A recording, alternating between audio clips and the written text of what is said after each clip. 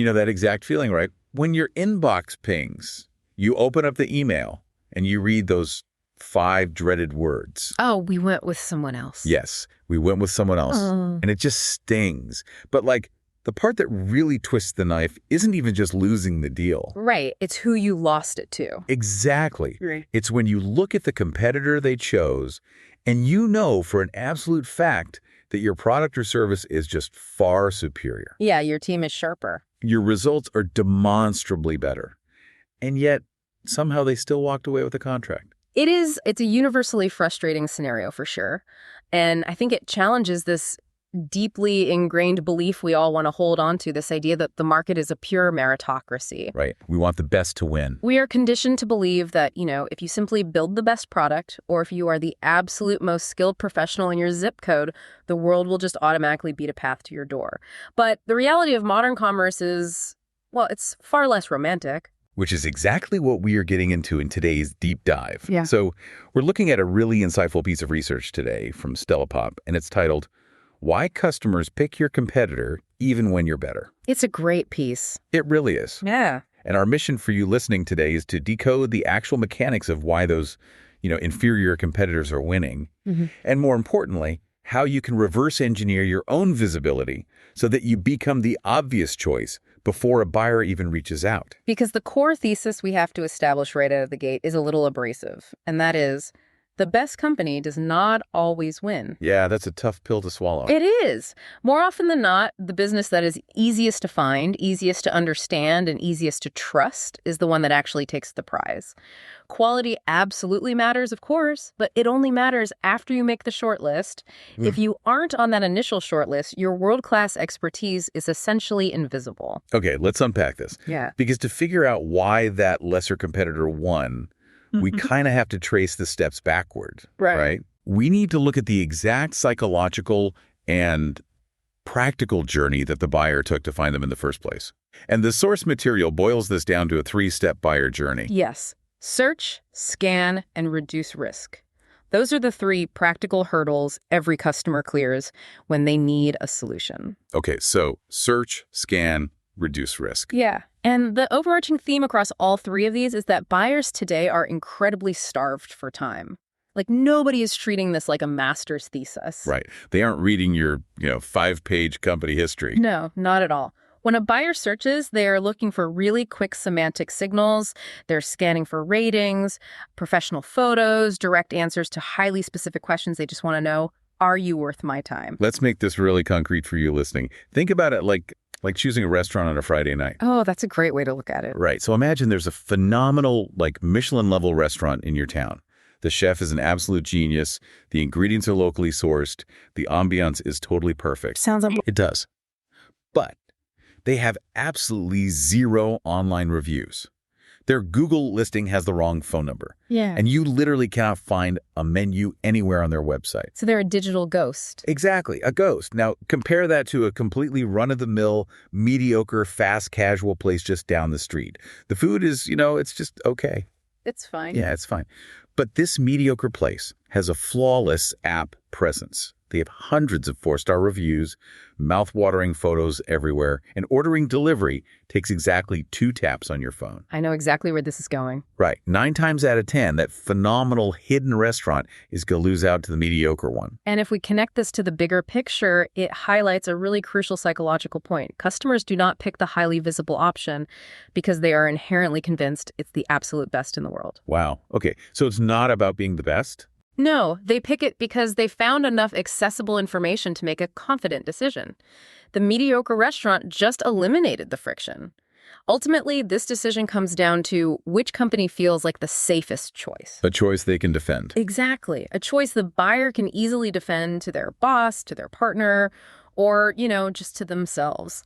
So if scanning and reducing risk is how buyers operate today, we kind of have to look at where they are actually doing this scanning, because the landscape of discovery has shifted so dramatically lately. It really has. It isn't just someone typing a few keywords into a traditional Google search bar and clicking the first blue link anymore. What's fascinating here is the evolution from traditional SEO, search engine optimization, to something that now has to work right alongside it. And that is AEO, or answer engine optimization. Answer engines, meaning artificial intelligence. Precisely.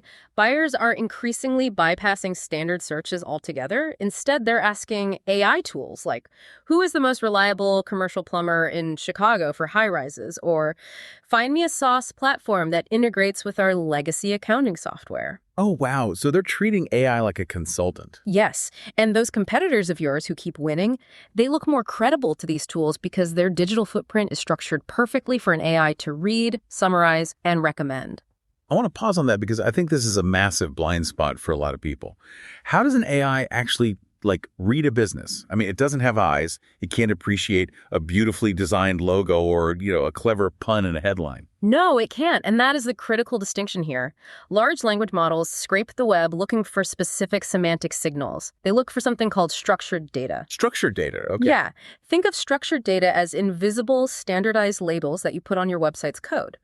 They explicitly tell an AI, this text here is our pricing, or this is a customer review, or this is our service area. So it takes the guesswork out for the AI. Exactly. When a competitor uses clear, structured data and consistent messaging across their website, their Google profile, and their LinkedIn, they are literally training the AI. They're spoon-feeding the machine. Yes, spoon-feeding is a perfect way to put it. They give the platform clear categorization, so the AI confidently understands who they help and what they offer. Conversely, if your website relies on clever metaphors, vague industry jargon, or if your business hours are different on Facebook than they are on your homepage, the AI just gets confused. Right. And an AI will never recommend a business it cannot confidently understand. Here's where it gets really interesting, though. I want to push back on this for a second. Go for it. If every single business starts doing this, if everyone is optimizing for answer engines, adding structured data, churning out content, isn't that just adding to the massive amount of noise out there? How does a business avoid just, shouting into the void and hoping an algorithm picks up their echo? It's a really valid question, and it's a trap a lot of businesses fall into, actually. They equate visibility with sheer volume, but the Stella Pot piece clarifies that you don't win by blasting vague content into the void. You win through incredibly focused messaging. Okay, focused how? It's the quality of your structural organization over the quantity of your words. So rather than publishing, say, 5 generic blog posts a week, it's about having one dedicated, highly specific page for every distinct customer problem. I see. The competitors who win organize their content around the actual long-tail questions their prospects are asking. And furthermore, they make their credibility verifiable instantly. Right. They don't just say, we provide great customer service. Exactly. They provide case studies, certifications, and guarantees on that specific page. That level of focus doesn't add to the noise. It acts as a very clear, highly legible signal piercing right through it. It's about being the most legible option in a blurry room. But, if this blueprint for visibility is so logical, why do so many highly skilled professionals completely fail at it? It's a mindset issue, mostly. Yeah, the source mentions this phenomenon of being the best-kept secret. And I have to say, I hear business owners use this phrase all the time. Usually they say it with this hint of pride, right? Like, oh, we don't need to market ourselves. We're the industry's best-kept secret. Like it's a badge of honor. Yes. It sounds like a flattering compliment. It sounds like you're this exclusive hidden gem. But in reality, it is a massive business liability. I mean, if you are the best-kept secret, it simply means that search engines, AI platforms, and a huge portion of your potential market are completely oblivious to your existence. A secret doesn't pay payroll. And a secret definitely doesn't scale. Let's look at how people accidentally stay secret, though. Because I know a lot of seasoned professionals who think they can bypass this entire digital ecosystem just by having a massive network. They live and die by word-of-mouth referrals. And relying solely on referrals is the first major trap identified in the source material. Referrals are wonderful, obviously, but think about human behavior today. Even when a prospect is directly referred to you by their absolute most trusted colleague, what is the very first thing they do? They Google you. Or they plug your name into ChatGPT. 100%. They look for digital validation, and many use AI tools to compare your company against other providers before they even pick up the phone. Right. They're verifying the referral. Exactly. A strong online presence doesn't replace a referral, It secures the referral. It gives the buyer immediate, verifiable reasons to trust the recommendation they just got. If they search your name and find a confusing website or 0 reviews, that warm referral instantly goes cold. But what if a business owner says, okay, I hear you, I need a digital presence, I post on Instagram and LinkedIn 3 times a week, I'm visible. Doesn't that solve the problem? Not at all, and that actually leads to the second trap. Treating social media as your entire strategy. Because it's a different kind of audience. Yeah, exactly. Social platforms are great for building brand familiarity, but they completely misunderstand buyer intent. Social media is passive consumption. Someone scrolling LinkedIn on their lunch break is not usually in an active buying mode. That makes sense. When a buyer actually needs a solution urgently, they perform an active search. Social media is not going to help a buyer doing a late-night AI search for an emergency service provider. So they do the late-night search, they manage to find your website, and I see this all the time, by the way. The website is basically a digital brochure from, 2014. It has a nice logo, a block of text about the company's mission, and a contact us form. The brochure website, yes, that is the third fatal mistake. A brochure merely describes a company's activities. It's a static, self-centered list of, here's what we do. Right. We are great, look at us. Exactly. An effective modern website is dynamic. It acts as your best salesperson. It anticipates objections. It clearly explains the value proposition, and it makes the next step incredibly easy. If your website is just a glossy, unreadable PDF to an AI, it is quietly weakening your reputation every single day. And I imagine most owners only realize their website is a glossy, useless PDF when the phone suddenly stops ringing. Which brings us perfectly to the final trap, panic marketing. Waiting until business slows down to start worrying about visibility. Which is way too late. Way too late. Search rankings, structured data indexing, building a volume of authentic reviews. None of these things populate overnight. If you wait until your pipeline is completely dry before you start building this infrastructure, you are months, if not years, behind the competitor who has been steadily laying bricks while times were good. So what does this all mean? We have dismantled the mistakes, and we know exactly why the inferior competitors are winning. They are organized, they are legible to AI, and they remove friction. Let's get to the brass tacks for you listening. How do you actually redesign your digital footprint to capture these lost customers? The source material lays out a 4-pillar blueprint that essentially acts as an antidote to those 4 traps. And the first step is to aggressively improve your findability, which means abandoning internal jargon.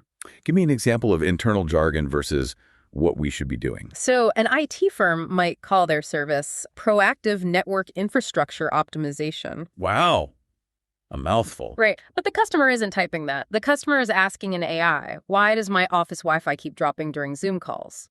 You need to build your content around the specific conversational language your buyers use. Use clear headings that directly answer those real-world questions. This supports both traditional SEO and feeds perfectly into answer engine optimization. And part of being findable is also having a reputation that backs you up, right?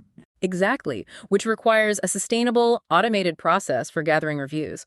Not just a frantic email blast once a year asking past clients for a favor, but a baked-in step in your standard offboarding process. Okay, so step 2 in this blueprint is about messaging. The source says you need to clarify your message into a single sentence. I feel like this is where people really freeze up. It forces absolute clarity, which is why it's so difficult. You need one sentence that explains 3 things. Yep. Who you help, what you provide, and why they choose you. Let's workshop this live. Say I run a consulting firm.